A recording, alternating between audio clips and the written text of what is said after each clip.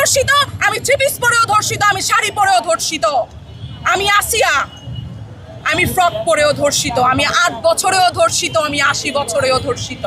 পোশাক, এই জামা, এই একটা বস্ত্র কখনোই আমার ইজ্জত বাঁচাইতে পারবে না।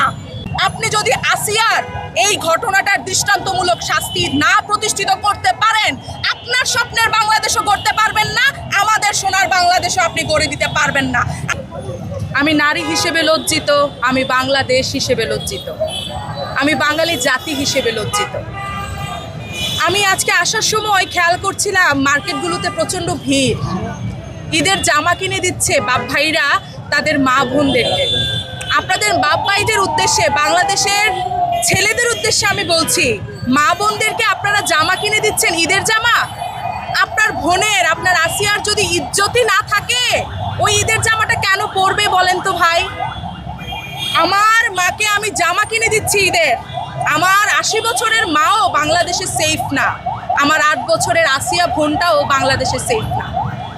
আর আমি ডক্টর মোহাম্মদ ইউনূস স্যারের উদ্দেশ্যে দৃষ্টি আকর্ষণ করে বলছি, আসিয়াকে দাফন করে দিচ্ছেন আপনারা, আমাদের প্রতিবাদকে কিন্তু দাফন করতে পারবেন না আপনারা।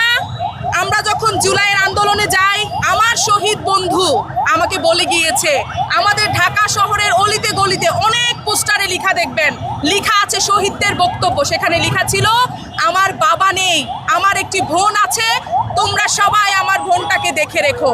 আমরা এই আসিয়াকেই দেখে রেখেছি। আজকে আসিয়ার দাফন হচ্ছে রাত 10।